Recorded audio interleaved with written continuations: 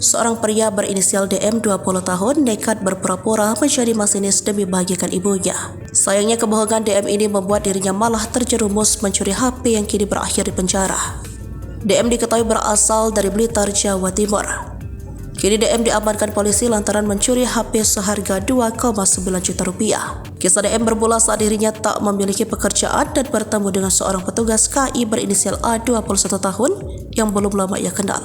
Awalnya A yang bekerja sebagai petugas penjaga tiket di stasiun Lempuyangan, Yogyakarta tidak curiga sama sekali pada DM. Sebab DM sering berpakaian masinis lengkap dengan atribut mereka pun sering ngobrol. Suatu hari DM mengeluh pada A karena tidak punya tempat menginap. Tanpa curiga, A pun mengajak DM ke tempat kosnya. Sampai di tempat kos, rupanya DM tergiur dengan ponsel milik A yang sedang dicas. Tanpa pikir panjang, DM pun mengambil ponsel itu pergi di tempat menginap pada pukul 1.30 dini hari.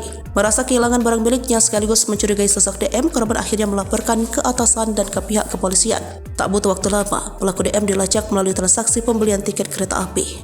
Benar saja, dia tercatat memesan tiket yang diketahui berdasarkan nik sesuai KTP yang digunakan. DM yang merupakan warga kecamatan Kesamben, Blitar, kedapatan hendak pulang ke Blitar dari stasiun Purwosari, Solo. Petugas PT KAI dan kepolisian pun segera bergerak dan menangkap pelaku DM. DM pun mengakui telah mengambil ponsel milik A saat dirinya menginap di kos korban. Pelaku kemudian dibawa ke Jogja dan diserahkan ke Polsek Jetis. Kapolsek Jetis Wahyu Sudadi saat jumpa pers Kamis 9 November 2023 menjelaskan soal DM.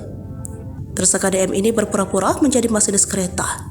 Katanya dikutip dari tribunjogja.com, memang awalnya dia mendaftar menjadi masinis namun tidak diterima.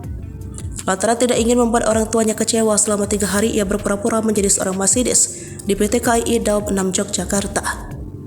Untuk menyakini sang ibu, DM sering memberi kabar ibunya di kampung halaman melalui video call dan memperlihatkan seragam masinis yang ia kenakan, sembari mengungkapkan kepada ibunya bahwa ia telah bekerja sebagai masinis di Yogyakarta.